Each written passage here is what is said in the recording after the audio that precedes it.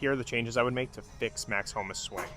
So for starters, Max took to Instagram to talk about the things that he's worked on and is continuing to work on this season.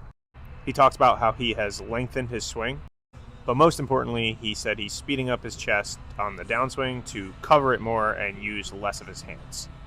Before we look too much into the swing, I just want to point out that the bottom swing is from 2023 and the top swing is from 2025.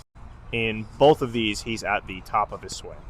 And you might say, well, when he says lengthening, he means more of his rotation, but it looks like his shoulders rotate just as much.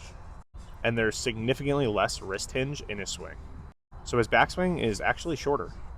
Let's take a look at the club face at the top. So in his old swing, you can see the club face is slightly more open than the top, where you can see the club face is slightly more closed.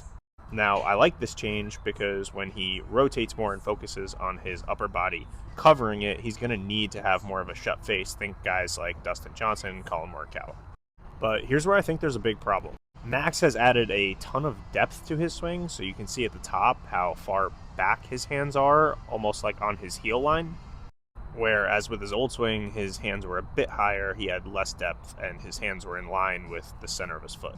What I can't understand is why he's not going to the top with this backswing and more of a shut face, and focusing on the chest rotation and covering from here, where he has proper wrist hinge and not too much depth in his swing.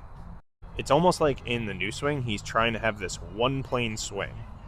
I understand his point where this club on the bottom here on the old swing was too far behind him, and the rotation helps him get more on plane.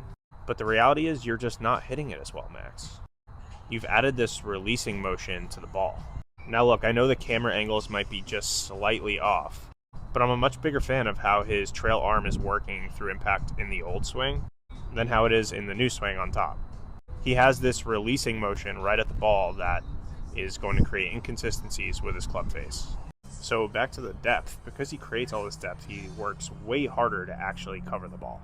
When you're this flat at the top of the swing, your transition is actually steeper, which wouldn't necessarily be a bad thing, but he's forcing himself to rotate, so it can cause issues with contact.